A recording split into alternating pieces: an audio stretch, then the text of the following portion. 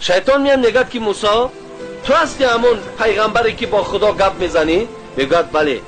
میگد نمیپرسی از همون پروردگار که یک شخص میخواهد توبه کند آیا توبهش قبول میکند؟ وقتی موسی این پیشنهادی به خدا میکند الله میگوید موسی آن کسی میخواهد که توبه کند و توبه او را خدا قبول کند اون کسی که از تو پرسید و شیطان است. یقین داوای شیطان است. مقصد موسی را با شیطان شناس کرد و با موسی چی گفت؟ گفت برو با شیطان بگو اگر رفته قبر حضرت آدم اگه دوره حضرت موسی در آدم مردگی بود که حضرت آدم اگر رفته قبر همون را زیارت کند در زیر قبر همون سجده کند من توبه شیطانم قبول بکنم. غزالی میگد وقتی که موسی همین پیشنهاد به شیطان کرد او شیطان گفت پروردگار میگوید توبهش قبول میکنم زمانی که اگر قبر آدم سجده کند. او همه عداوت و بخیلی شیطانم برای انسان بود که از پشت انسان پروردگار او را از جنتش پیش کرده. بسیار نفرت که داشت بعد چی گفت؟ بعد گفت موسی گفت این آدم گفت در جنت حیات بود زنده بود من سجدش نکردم اکنون گفت او زیر خاک است اکنون وای مرد است من رفته قبرش سجده میکنم نگو سجده نمیکنم. گفت ببین دشمنی را ببینین عداوت را ببین. حتی امام غزالی میگه در دوزخ صدها هزار سال میسوزه. بعد این میگوید وقتی مهلتش میتن و با اون میگویند اگر رفته آدم از سجده کنی الله از همین دوزخ عذابش خلاصت میکنه. میگه شیطان میگشت است میگفته است پروردگار صدها هزار سال دیگر طاقت دارم لکن آدم از سجده نمیکنم. ببینین همه ملائک سجده میکنن همه ملائک سجده حضرت آدم کردن. غزالی میگوید صدها هزار سوختنش به گردن میگیرد لیکن سجده در آدم میگرد نمیگیرم. عداوت دارد دشمنی دارد. امروز بنده های خدا با پیروی همون هستند. شما ببینید ما پیروی کی میشیم؟ الله در قرآن صراحتا بیان میکند که وی کافر است در پیش پروردگار. او قدر ندارد منزلت ندارد. انسان ها پایبند او میشوند. او یک قصه بغدادی را میکنم به همین خاتمه میبخشیم. چنین نقل است اندر ساعتی روز جنید اندر ره میرفت با سوز. جنیدالله بغدادی میگه در راه های کوچه های بغداد با سوز و گداز قدم میزد به ناگاه دید آن ملعون شیطان و مکاری شده چو طفل عریان. نگاه کرد که همین شیطان خودش در صورت یک کودک در آورده است. مردم همه در گردناش سوار کردگی و شیطان نوازش دارد.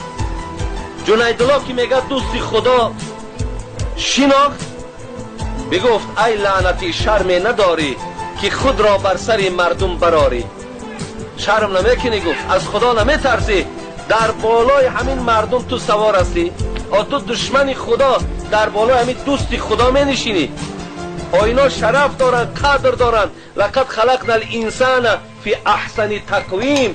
اینا ما در بهترین صورت خدا گفت آفریدیم. این قدر دارد در بالای همین تو میبرایی. جنیدالله را قهرش کرد. بگفت ابلیس. لیکن ابلیس چی جواب گفت؟ بگفت ابلیس که مردم نیست اینها چو گاو و خرچران در روی دنیا. بود و خرچران در روی دنیا بود مردم همه قوم جگرریش که راه حق پرستی کرده در پیش. گفت جنیدالله گفت تو در راه درو. گفت اینایی که من سوار میشم اینا اصلا از من هم گنده هستن. اینا همش هم قوم منن. اینا هم فکری منن.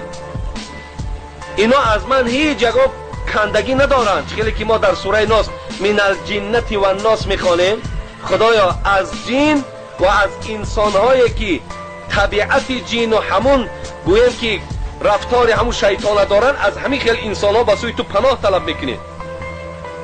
پس گفت اینا هم مثل من هستن. اینا را مردم نگو اینا را انسان نگو. از این خاطر دادر عزیز علال خصوص خواهرایی که با صدای مرا میشنوند شما دشمن خدا را پیرو نشوید.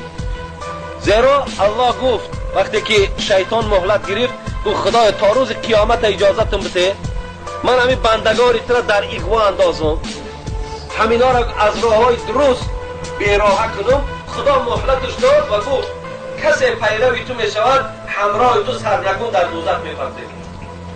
از این خاطر اگر ماها العیاذ بالله، اگر خواهرای ما، اگر مادرای ما به این دشمنی خدا اگر پیرو شوند، مثل بینمازی کنند، شوهرها را احترام نکنند، اگر بینمازی کنند، خب عرق نوشی کنند، زیناکاری کنند، در راه های حرام از راه های حرام درآمد گیرند، در راه های حرام قدم گذارند، بیشک از این سوره قرآن است اینا پیرو شیطان است، همراه شیطان در همه آتش سوزان پروردگار پرتافته میشن.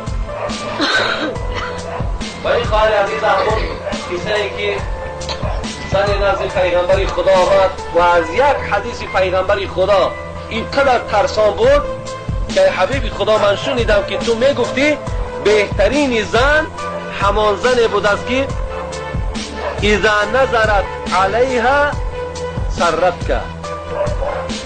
حبیب خدا گفت است بهترین زن همون زنی است که وقتی مردک در چهره او نگاه کند خوشحال شود. ببینین وقتی مردک در چهره زن نظر کند، چهره زن همچنان چهره با تبسم است، آنچنان چهره خوب به شوهرش نمایش میدهد که مردک از نظر کردن زن خوشحال شود. حبیب خدا گفت این زن زن جنتی است و این زن بهترین زن است.